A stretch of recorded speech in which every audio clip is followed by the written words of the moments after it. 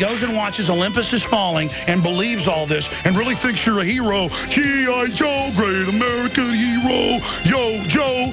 You don't work for Joe. Joe got taken over.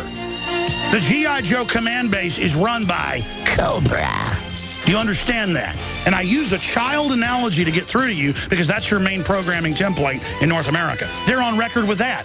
That was all Pentagon directed. Do you understand? You work for Cobra. You dress like Cobra. You have the tactics of Cobra. You are Cobra. Hail Cobra. You want to be little boys? Or do you want to really join the Republic? They know what's going on at the Bundy Ranch, and they won't even let a police information officer give us any information. That's a bunch of bullshit. It's all these stupid G.I. Joe movies and stuff where the White House is attacked. The White House is run by Cobra. When I went through the process of becoming press secretary, one of the first things they told me was, you're not even to acknowledge the drone program. You're not even to discuss that it exists. It's run by chaos. It's run by Spectre. Special Executive for Counterintelligence, Terrorism, Revenge, Extortion. They run little kids. They run the snuff films. They run the drugs. They run it all. And because you act like a bunch of naive chumps, this whole thing's going to come down on us. Very much concerns me, considering that they have all this bulk ammunition that they're shooting targets of children. Would you like to tell me who it is that is doing this? It is the Department of Homeland Security, sir. Oh, thank you for calling. To every police officer in this country, to every FBI agent, to every Secret Service agent, you work for Spectre. You work for chaos. You work for Cobra.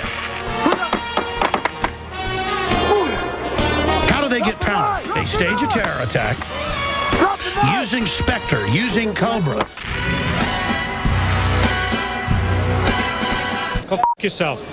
Who is Cobra? Arms dealing, drug dealing, money laundering group wearing masks. They wear masks, ladies and gentlemen, because they're the corporate CEOs. And they're manipulating the governments against each other. Cobra runs the Muslims. Cobra runs the CIA. Cobra runs it all. Cobra is real. You can call it whatever you want. Cobra is in control of America. And Cobra says the veterans and the gun owners, they're saying that we're the bad guys. These people who hold themselves out to be patriots are not. They're nothing more than domestic terrorists. That's what Cobra would say. That's what Spectre would say. That's what Goldfinger would say, because that's who those people are. I am Supreme Cobra Commander. You call your petty bureaucrats, officials, and authorities. You will kneel before Cobra or face my wrath. Resistance to tyrants is obedience to God. It's Alex Jones. Thank you for joining us, Mr. Cobra Leader. You pathetic little worm. How dare you call me Mr. Cobra? And that piece was put together by Jakari Jackson and Darren McBreen, illustrating how there are shadow criminal groups, or a group, manipulating society, creating chaos. This is the real Machiavellian formula, or formulae. And finishing on this issue, Obama comes out and says, now it's going to take years to defeat ISIS. So Al-Qaeda had been defeated. They'd been reduced down to nothing after a decade-plus war with them. Real U.S. troops getting killed, real coalition forces getting killed, as the cover to sit on top of the opium, hundreds of billions a year, trillions in no-bid weapons contracts, $15 million blue tarps. It used to, a toilet seat was $800 as a way to siphon money off when it really cost $10. Well, now it's $15 million for a blue tarp that Halliburton puts up. So we're all thinking about the war. No. Al-Qaeda is being funded and allowed to operate and has now been resuscitated. They finally got rid of that Frankenstein and then only created 1,000 more. And then they do things like torture Khalid Sheikh Mohammed. And that's back in the news today. And people are like, well, what? You're not for torturing Al-Qaeda? They get us to give up our morals because Jack Bauer tortures people for a decade every night on 24. And it's always to, save everybody, of course. It always turns out to be a good to torture. Meanwhile, it turns out that the people they would torture from Al-Qaeda, have been basically double agents, and that they didn't want the public to ever learn about that, and they wanted them to confess. So they even confessed to bombing buildings that weren't even built when he was arrested. He was waterboarded for, what was it, 5 years off and on? Then they threatened to torture his son. There's the headline: CIA tortured al-Qaeda suspects close to the point of death by drowning them in water-filled baths. That's in the London Telegraph today. Well, that's old news. Back when they thought they could sell the idea, that was the corruption of America, they would admit on television that, well, we've taken the gloves off.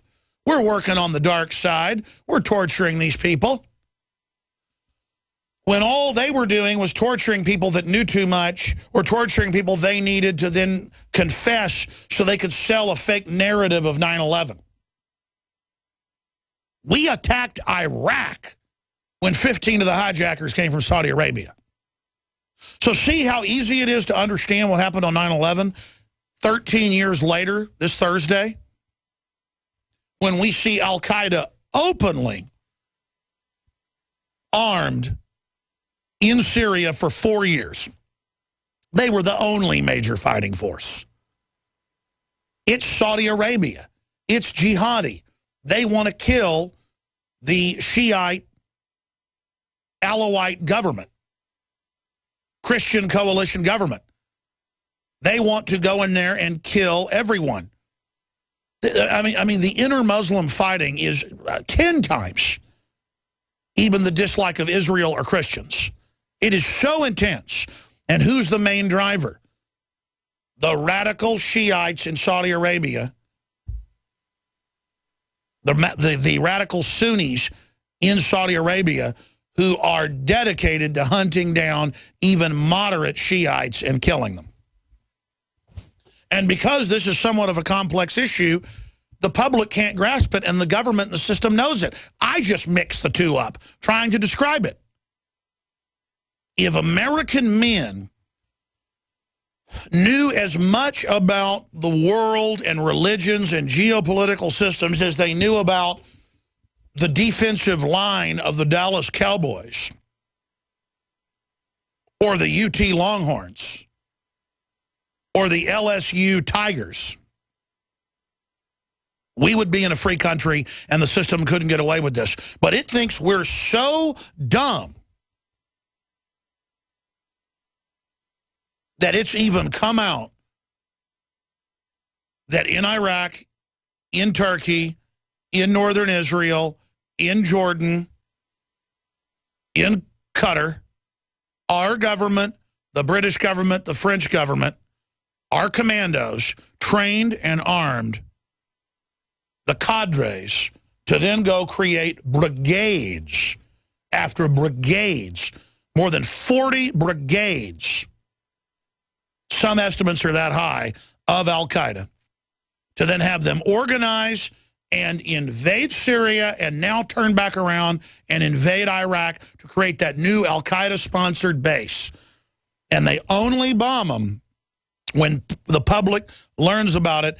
And some of the media is hyping it to promote the war on terror, so Obama is forced to do some limited bombing to make it look like they're trying to stop them. So even the political system can't coordinate its lies. Meanwhile, our military has been freaking out for several years, exposing this, saying we don't want to arm these people. They're going to end up attacking the United States. This is immoral to turn these countries over with Christians in them and to let these murdering animals run around and blow up every mosque and church that isn't part of their system and crucify and chop the heads off of even children. So the reason I harp on this so much is that if this ever gets out, which is starting to, it's already gotten out in our military because they've been fighting these people, so they know the players. They understand the names and the region and the history. So the military is awake by the prima facie fact that they have been to these places. They have fought these people. They know what these flags mean. They know who these people are.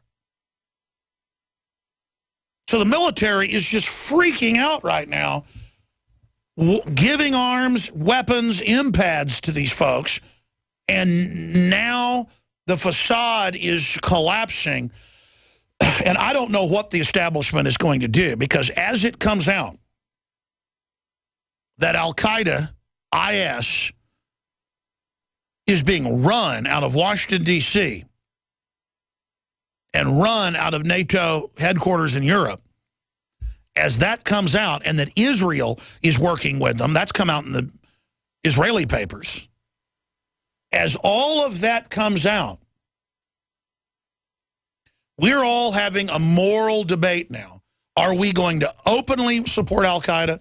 Are we going to openly be this evil and to sow this type of discord and mass murder?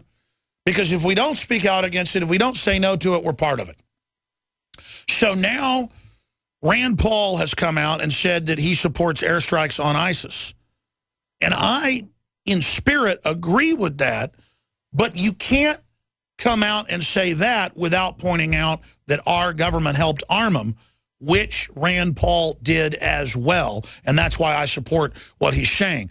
If we repent of this, if we have an open discussion of it, if we admit it,